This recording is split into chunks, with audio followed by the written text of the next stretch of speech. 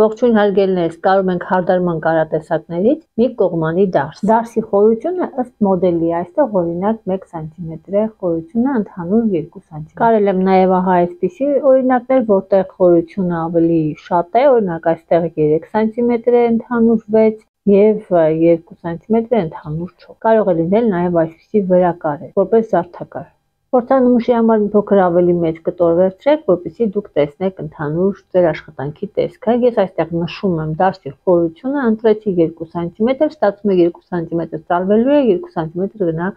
դարս լինի, ընդհանուր 4 սմ է հարկավոր մի դարսի համար։ Դարսի կողմերը եւ միջին գիծը այսպես չրտվածքներ են տալիս, որտեղ սա ավելի կհեշտացնի մեր դարսի ծալման process-ը։ Դարսի չրտվածքները կարաբաժնից տալիս են 3-ից 4 մմ։ Ծալվում է դարսի միջին գծով եւ այդ կողմերը իրար հավասարացնելով չրտվածքները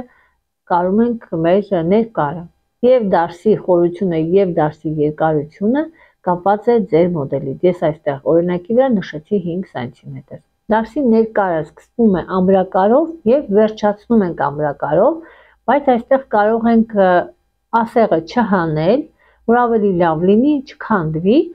այսպես կողք կարել եւ դուրս գալ, եթե դարսը մի կողմանի է։ Այսպես այս կարի վերջը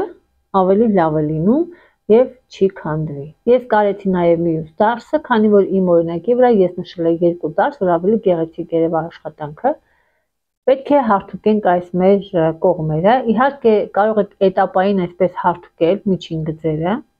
որ ավելի հեշտ լինի։ Հետո նոր հարթուկեք այն կողմի վրա, որը նախատեսված է ըստ ձեր մոդելի։ Իմ մոտ դարսը արդեն պատրաստ է, կոկիկ աշխատանք ունենալու համար խորհուրդ կտամ միջանկյալ կատարել հարթուկման աշխատանքները։ Դարսերը կարելի է վրակարել, կարելի է վերևի մասով դարսի ուղղությունը կարել ամրացնել, որ ավելի հեշտ լինի հավաքելու ժամանակ։ Մյուս օրինակներում հիմա դուք տեսնում եք զարդակարված եւ վերևի դարսերի ուղղությունը ամրացած տարբերակ ահա եւ սխեման։ Զարդակարում են չհարթուկվող կտորների դեպքում կամ ըստ մոդելի։